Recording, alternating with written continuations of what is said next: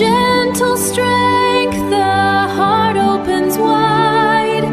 Mastery blooms in elegant light. Your presence shines so pure and so bright.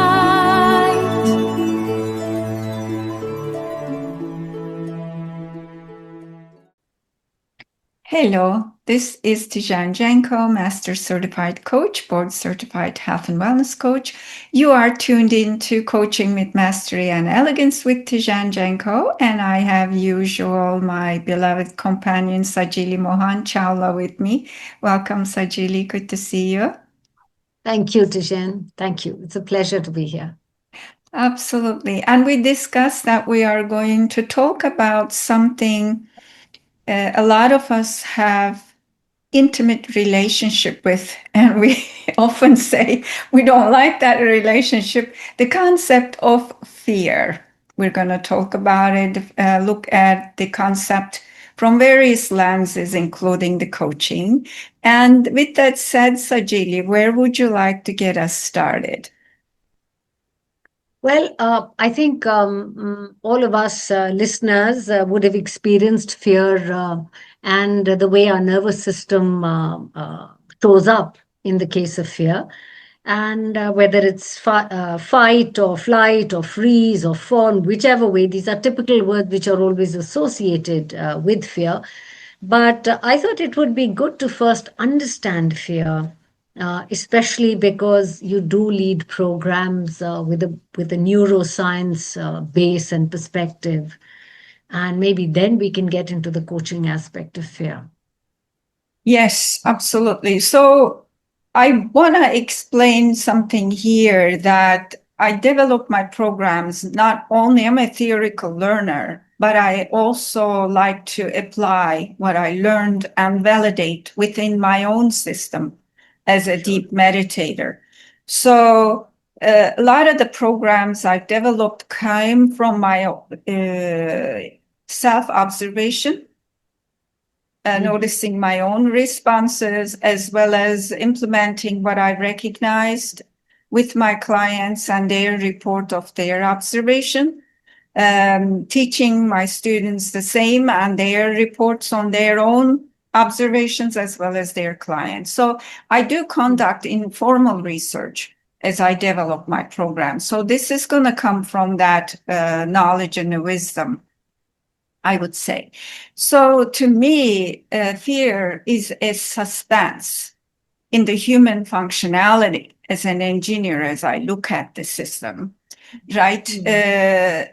If you think about when your computer crashes, when you reboot it, it comes back and asks you, do you want all of the functionality, all of the add-ins, or maybe we need to come up in a safe mode?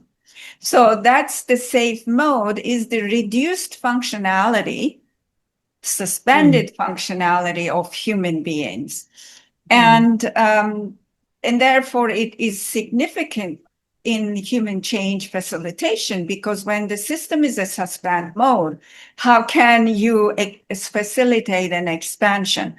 It's an oxymoron itself. So I've developed a definition for fear. So let me read that and then we can take it from there.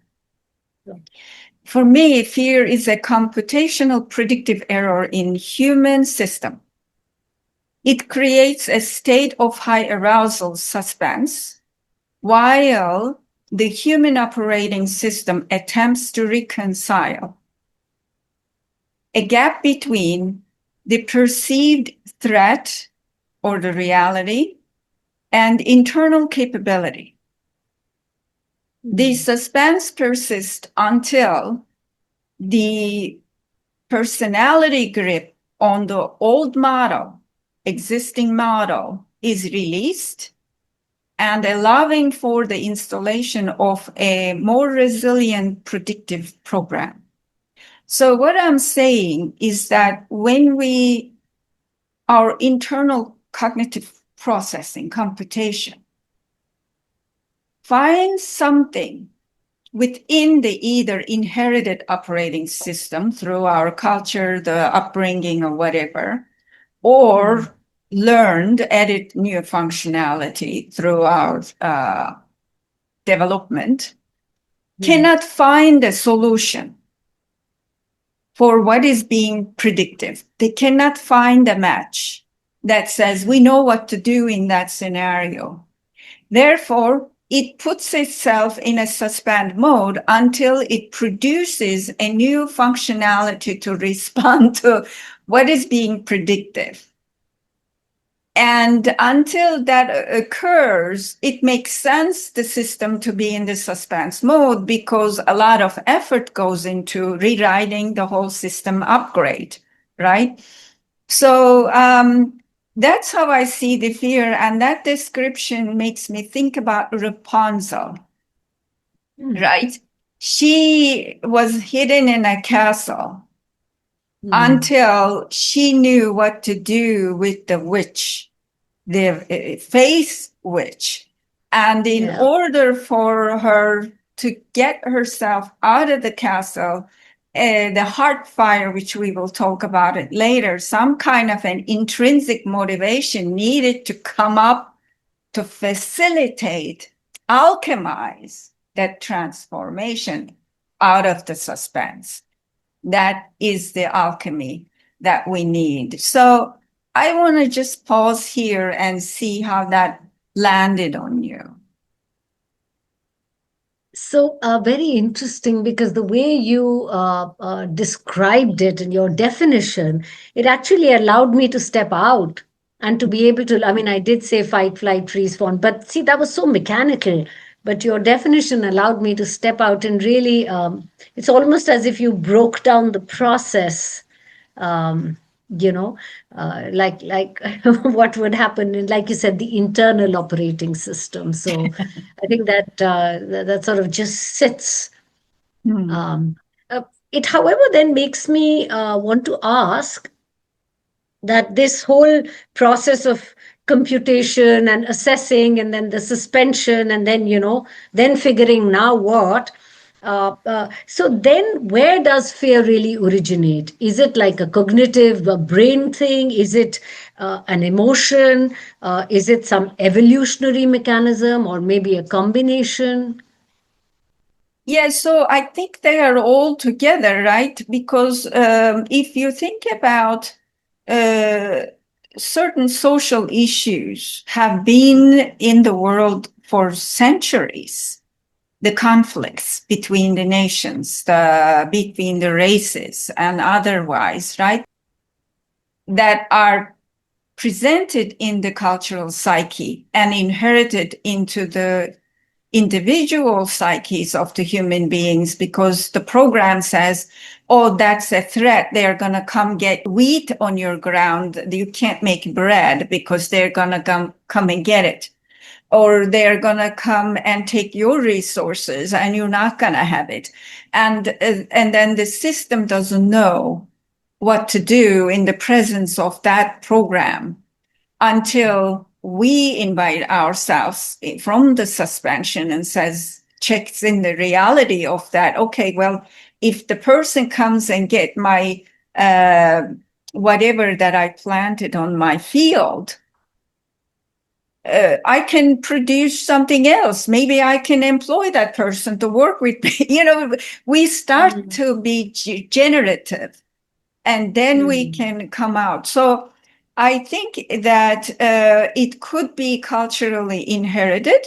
It could be culturally and intentionally formed, right? Because there is also technique that is used towards compliance, using fear to suppress the human behavior towards the compliance.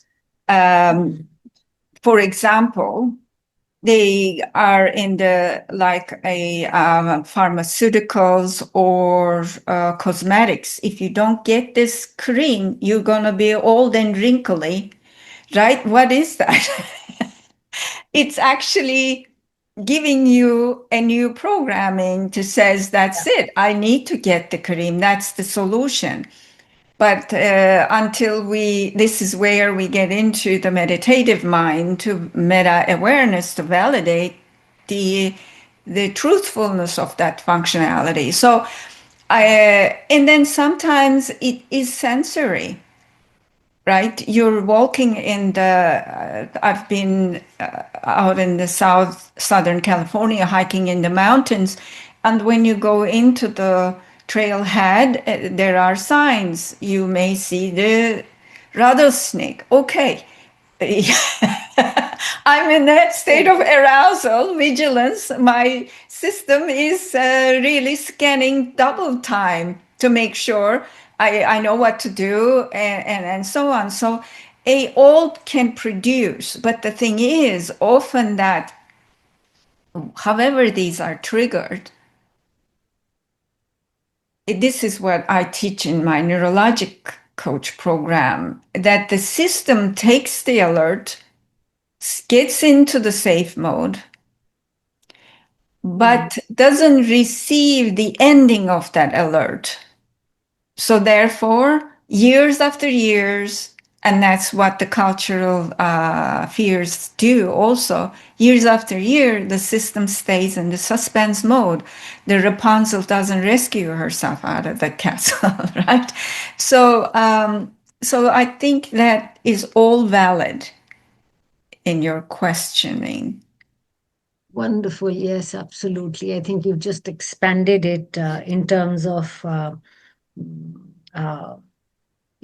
where all fear can reach us from, in that Mhm. sense, and how we carry it through. So I hear that part of it, and then I'm now thinking now that in the context of our lives today, um, there was so much of so let me just say this. In the context of our lives today, what would be the role of fear? It seems more like in preserving my identity versus really a physical survival need. Mhm. What if I fail? What if people think XYZ about me? Or what if I look foolish? I'm just trying to Mhm. see how that sits with you and how you would unpack that. Absolutely. And that's what it is, right? It's the prediction error.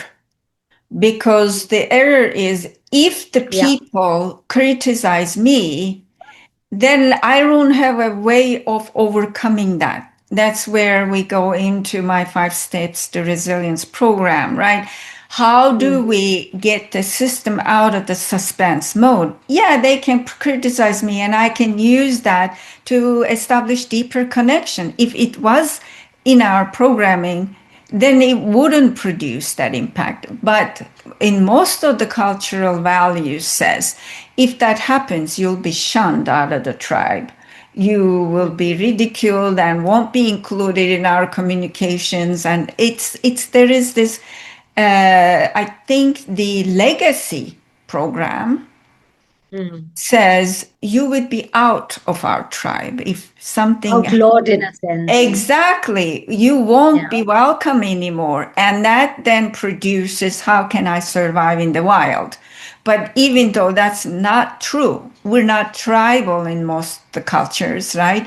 We are Mm. individualistic, even with the most tribal cultures nowadays. A lot of people do their own thing.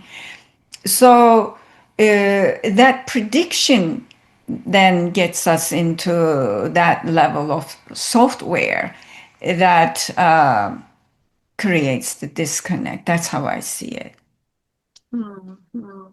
And as you say this, while I did say in the context of our lives today, but I get reminded of an epic in India, from India rather, called the Mahabharata, where, Arjuna's standing on the battlefield and asks for his chariot to be taken to the center of the field so that he can assess the army on the other side, and who he sees really, although he knew earlier, but when he sees his gurus, he sees his elders, his cousins, and thousands of people. So there's a moral conflict. I mean, how can I fight these people? And there Yes, is also the dilemma about the impending loss, you exactly. know right? And he's standing there, and then of course we have Lord Krishna and the whole Bhagavad Gita, which then gets sort of, it's an ageless wisdom which gets delivered to him. But so I'm trying to, sort of put together a couple of things. So this sort of tells me that while it's a prediction or a computational error, but in the context of my story, however rational or irrational, however examined or otherwise, fear sort of attaches itself to what is meaningful for me, or what I fear losing, what is Correct. valuable for me. Mm-hmm. So it may seem irrational on the outside, but it's very rationally in my particular story. You bring in a very important component, because fear is related to grief. And the prediction error comes from that. There is this loss. So if we were to use that as a loss of someone we like, right? Someone in our lives, it will be easier to explain. In the existing of our lives until that moment of loss, our programming is including that being. All the software has that human in it, their fragrance, their laughter, their whatever they express, right? But then when the loss occurs, now all of that programming becomes obsolete. Now system needs to rewrite a whole bunch of things in the absence of that being. And that requires a lot of us needing to be connected to the charge to receive that magnitude of systems upgrade. The deeper we're connected, then the deeper the loss and the intricate programming is.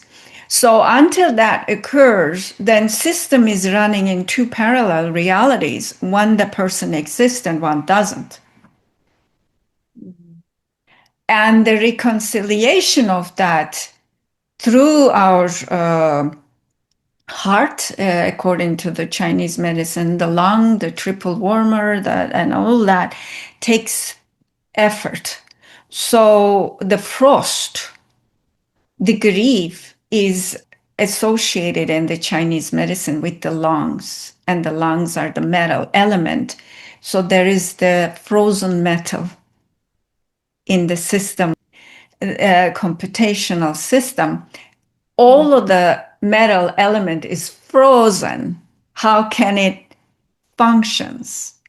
So, and in the tragic losses, sometimes that can never be defrosted, right? Because it's so systemic, abrupt cut that there is that rewiring, defrosting, softening, melting is going to take a lot of effort to do. So that's how I see it.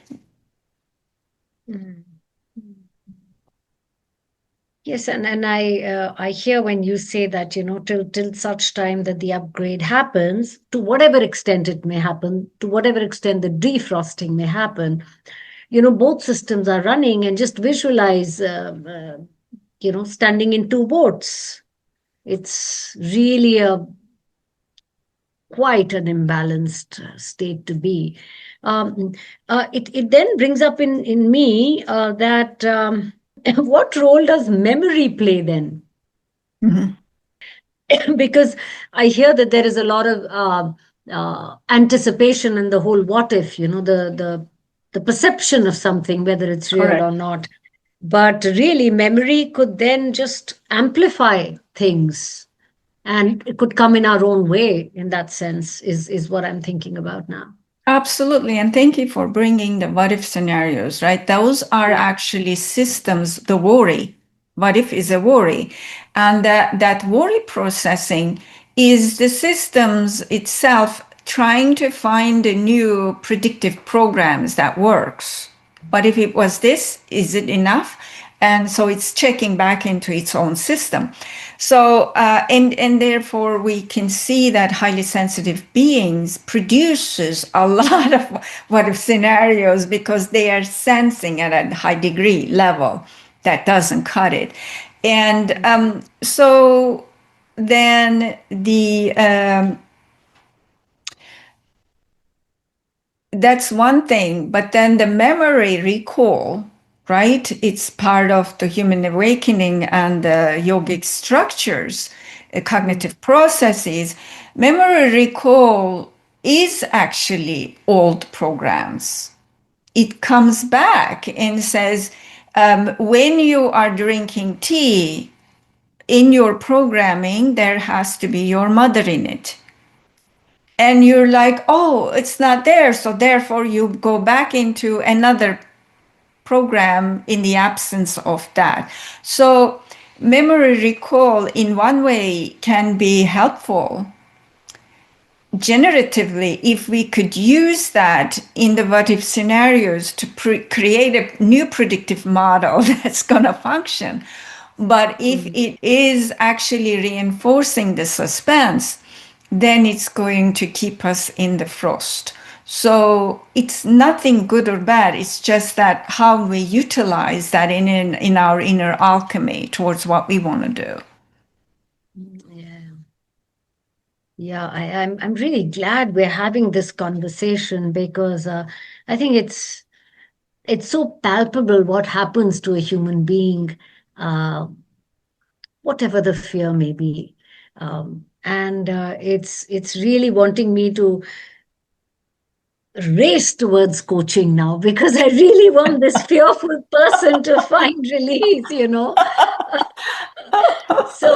so I'm just, I can sense that in me, the need to resolve now. I have to say that that's the somatic impact of our conversation this far.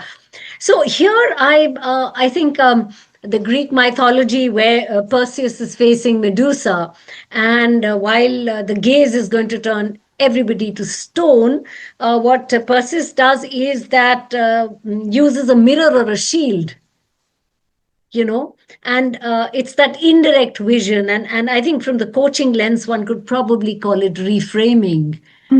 So I'm now in service of coaching. I'm wondering, how would you even initiate this as a coaching partner with with the client or the thinker or the coachee, whatever we want to call them, who has come up with fear of whatever nature?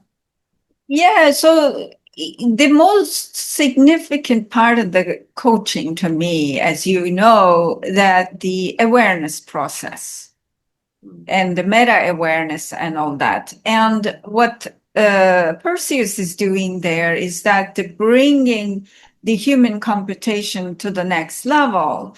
If you are doing this, what if you go and look at it that way, right?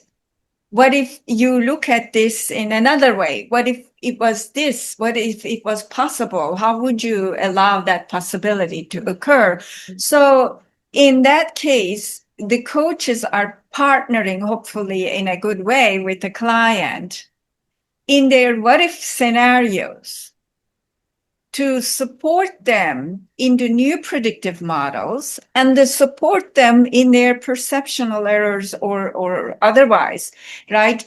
If I'm looking at a lion directly in front of the lion, I may be freaking out. But if I know that the lion is actually a taxidermy, that I thought it was there. And I'm like, oh no, then I can go pet the lion and so on until somebody says, get out of there, it's real. And right?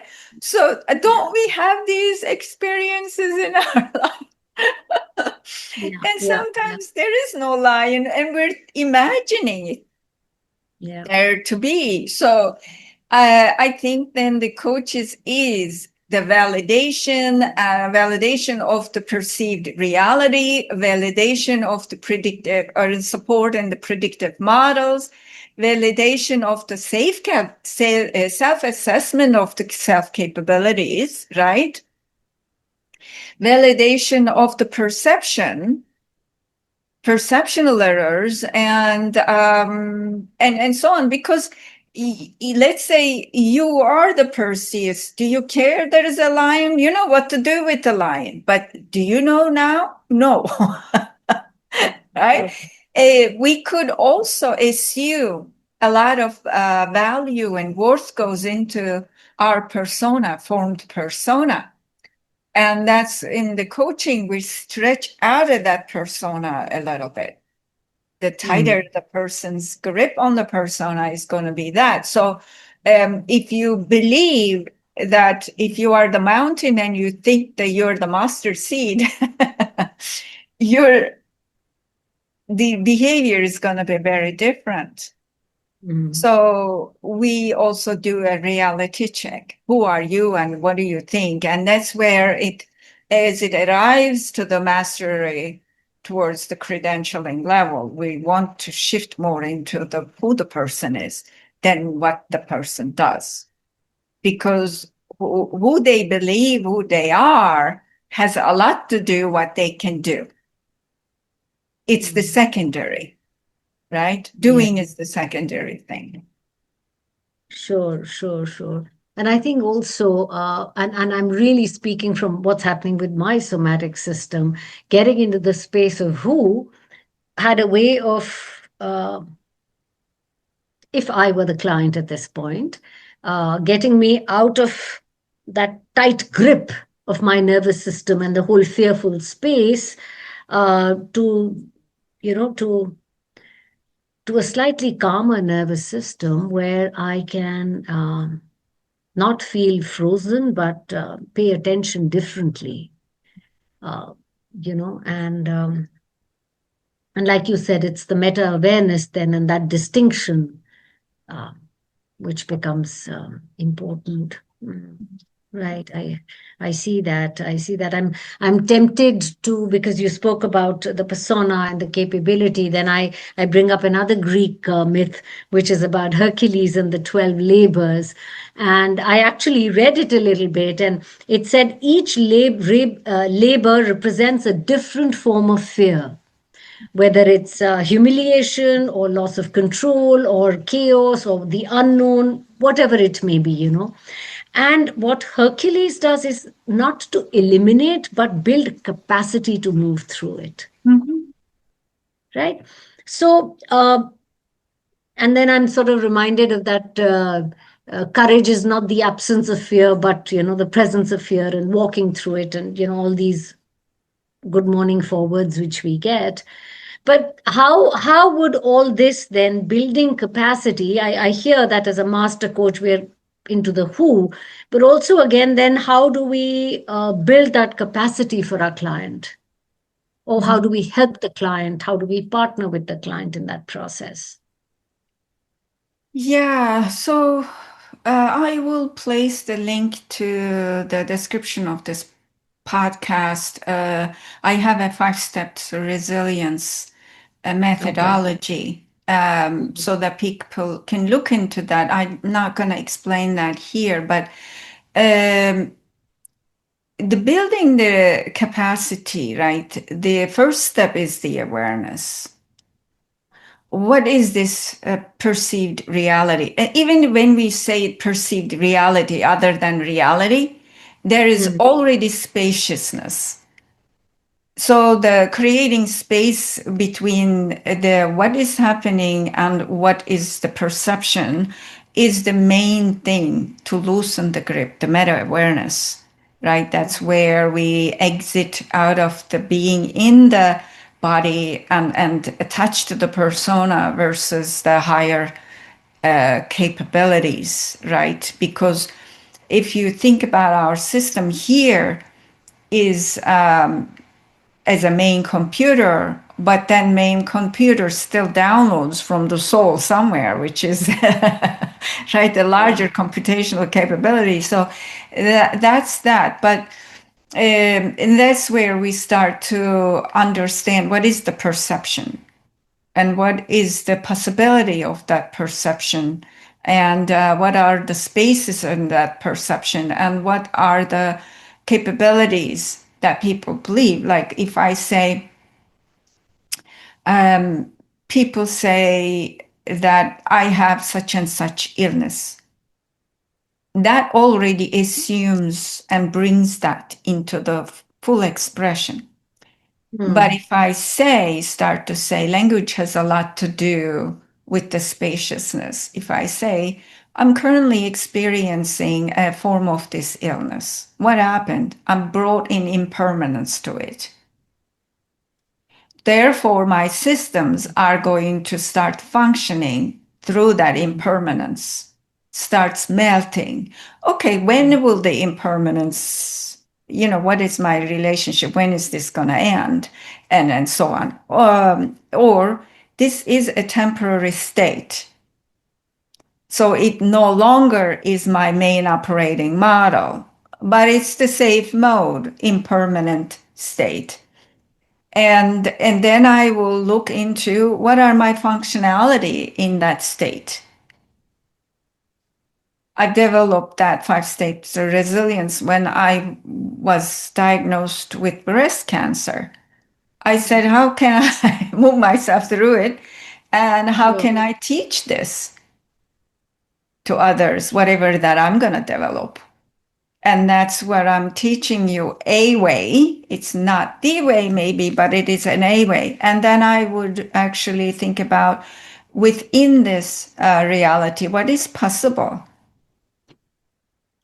One of the conflicts for me was in the current reality, my value system, which was consuming healthy foods, having a healthy life, living things. But my Western reality, through the Western, partnering with the Western doctors, was that I needed to go through surgery. Parts of me needed to be excommunicated out of my whole system, which is a grief-producing experience. And then I needed to go through a radiation therapy, which is the phoenix experience. I needed to burn through ashes. And none of it worked for me into the high value organic living, trusting the goodness of my own system mind. So then I said, okay, this is a temporary thing, which was a gift from my radiation therapist. She said, you know how to be healthy. Allow us to give you temporarily different behavior. She was the best coach, right? And then I said, okay, so they can take that. But my capability comes from my belief system that I can be controlled and in my sovereignty. So I don't want to surrender fully to the medical doctors. Then I can bring in the healthy vegetables to cook my own meal, which is my capability building, to be through this. So there is that and this. It's not either or. I'm not surrendering. I'm partnering. So I'm all outsourcing some of the behavior. So these sort of kind of a coaching helped me. What am I doing there? Is that working with my intrinsic system, organic to me, and maybe some of it also persona, wanting to be in control, right? But deciding my own things, my sovereignty is a big value. So partnering with that value, not to letting go, is going to actually develop solutions are going to work for me in coaching. So, yeah, what are you thinking of at this point? Well, many things, but I must start by saying that this was just beautiful. As you took us all, the listeners and me, through the process, really, really beautiful. And interestingly, simultaneously, I was seeing a common thread because there was one group mentoring, one of the programs that I did with you. And maybe it's off the mark, but you can correct me. There was one of us who had a certain fear of expression, and inside of her was in a fight mode. Mhm.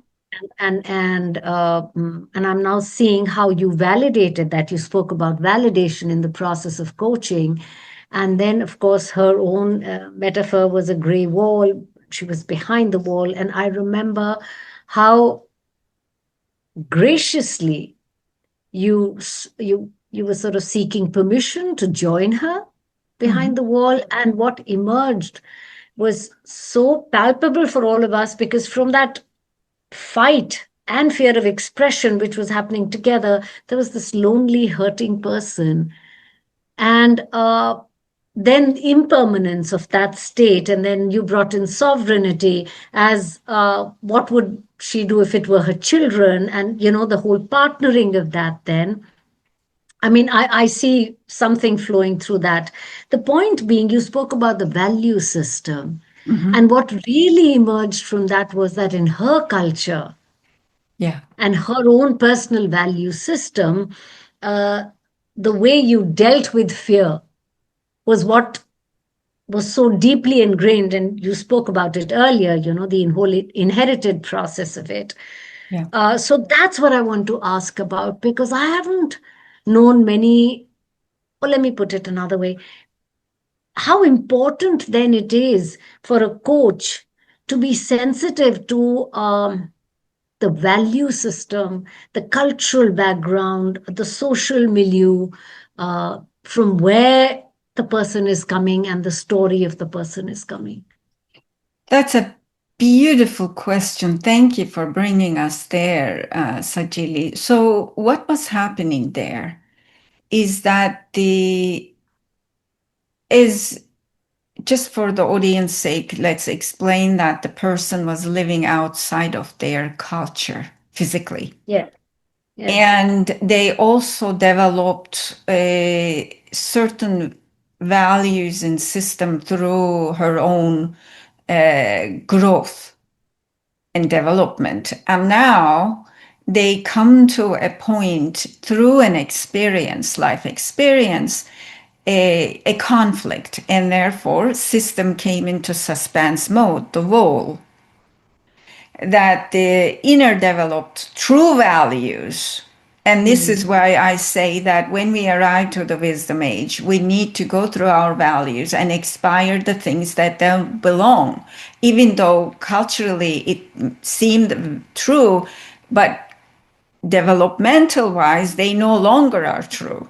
And some of those things we're going to carry both because we can't get rid of it if it is relevant to, I don't know, too deeply grained like a religion, that you can't get rid of that value conflict. But here, she was ready, like those, my mother does it often in the nature when we're walking. Sometimes she sees that the plant is ready to blossom but struggling to get out of the skin. So she gently opens, helps the Mm. plant to bloom. So that's what I saw. And she needed further reassurance and to come to an understanding it doesn't need to be an either or, the culture or her.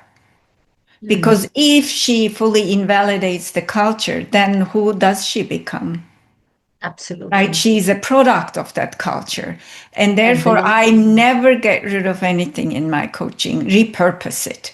I'm a recycler, Mhm. Mhm. reimaginer. So, Mhm. and that's what I was doing with her. And that, in that case, we brought that culture, we brought her, other values can ignite the heart flame, the Mhm. passions, to defrost the lungs.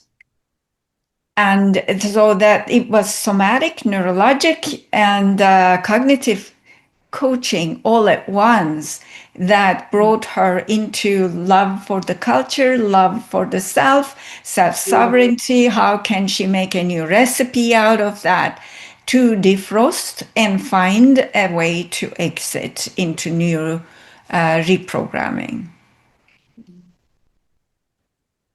Beautiful. Uh, I'm tempted to ask, therefore, And I'd love to hear what you have to say about this. What if fear vanished? What would happen if fear vanished? Well, I don't know that if our goal is to fully vanish the fear. Fear can be a good partner to give us understanding our boundaries. I don't like my boundaries when it comes to stretching myself. And that could actually result in overstretching myself, right? So some level of fear is a good thing to know, okay, that's a possibility. This is a possibility. Fear is not a bad thing. Knowing that, like, when we rest, right, in the traditional Chinese medicine, fear is related to kidneys, which also rejuvenates the system sprinkler. So in a way, it knowing the self, knowing how much energy we want to exert here, exert there, what's possible, otherwise we could also burn out our computational system, keep doing stuff, right? There is also needs to be systemic upgrades and other things. So we don't necessarily need to look at the fear as an enemy, being like a Don Quixote, fighting the windmills don't exist. But we also need to know when to face the witch, when to get out of the castle. I mean, it's in a way, fear puts us in an incubation mode, right? Sure. To regenerate and reboot and recreate. So it is a good thing, but when it gets into the excessiveness, which often is also, as I shared, in a marketing wise, political wise, is used towards the conformance, it pollutes the environment and overloads the system. Yes, I mean, I think if I just sort of put together all that we've been speaking about, fear is telling me, can tell me, let me put it that way, what matters to me, what is important, what do I feel I need protection from, and is it even valid today? And this, of course, leads me to fear is also caution, otherwise we can't always throw caution to the winds in a sense. And then I'm reminded of unexamined fear, and then my mind leaps to Delphi and oh no, Socrates, is it? Who said that an unexamined life is not worth living. So I'm sort of looking at fear as that segue into, maybe I haven't realized what is important for me, whether it's a value, whether it's a person, a relationship, my own identity, which aspect of it, and so on. It's like an adaptive intelligence. It's not a limitation in that sense. Beautifully said. Yeah. Yeah, Especially on that mentor coaching example, right? If there was not that catalyst event yes, in her life, she would not recognize the importance of her self-sovereign words versus also the beauty in her culture of silence and how they come together for her, the silencing the self until she can find the words beautifully to say it. So how can then the fear would be a bad thing, right? It's partnering into understanding what's significant and how do we grow and how do we develop ourselves. Yes. And I would, I think, like to ask one last question, which is from this space of partnering with fear, how do you think, or what would you say about facing the future in this AI world, which is driving a whole lot of clients into various states of dizziness?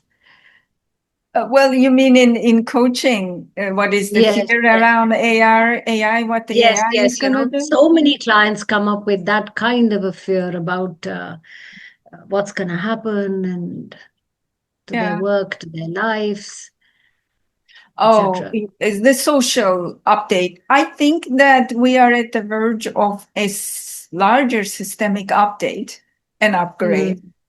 Mm, mm, And that's how I see the AI. And I think that as more I look at a human system as a master coach, human system as an electronic engineer who used to design robots, and human system as a master black belt, how the system functions. More I'm convinced, we're some form of an very complex intelligence. And this is the maybe first time in this magnitude we are facing another intelligence, which is a product of our intelligence, right? AI is learning from the human intelligence. And then how to respond to that. Then my coaching question would be, what is in your life you faced with something that was large in magnitude and you never faced before in that magnitude, and what did you do? That's your organic response to this. beautiful, beautiful, beautiful. Bringing the agency right back to the Absolutely. client. Right. Lovely. Lovely. I think this has been just wonderful. And I must say that in spite and despite all my study around fear and all these years of working for myself and with my clients, I think this conversation for me personally has been really lifted the bonnet and said, let's look at fear. I think it's been most inviting. And I truly hope that our listeners feel as invited to examine their own relationship with fear. Thank you. You, Thank you. thank you, Thank you. Sajili. Yeah, and what you're bringing to the close, that makes me think about Medusa again, right? If we look at it, like if you go inside a big ice room, right?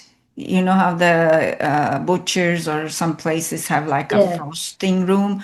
You can go in there and you will be freezing, but you could actually look at it or use a tool to get something out. So we could grade our relationship Mm.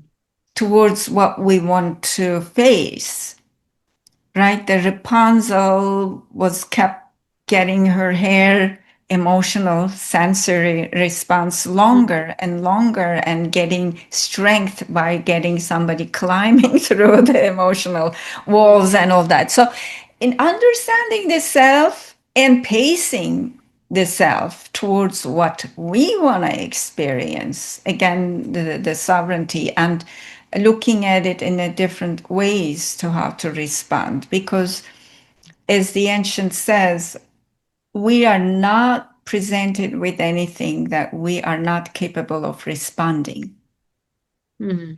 whether we like our response or not. That's again Sure. the prediction error, right? We want to respond in this way, but we are incapable of producing that response. Okay, then produce something else. That's what we call expectation, right? So I think that it's all about understanding ourselves, understanding our capabilities, Mm. values, what we want to experience, and maybe it's slightly altered version than ideal expectations, but finding the ones that is more peaceful, if that fits to the self value, right?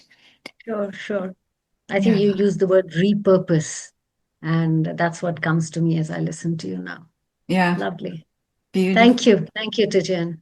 Thank you so Thank you, much. Sajili. And our audience, if you missed in the beginning, this is Coaching with Mastery and Elegance with Tijen Jenko. Consider following us, sending us comments or topics for our next upcoming podcast. We always love hearing from you. Until next time, take good care.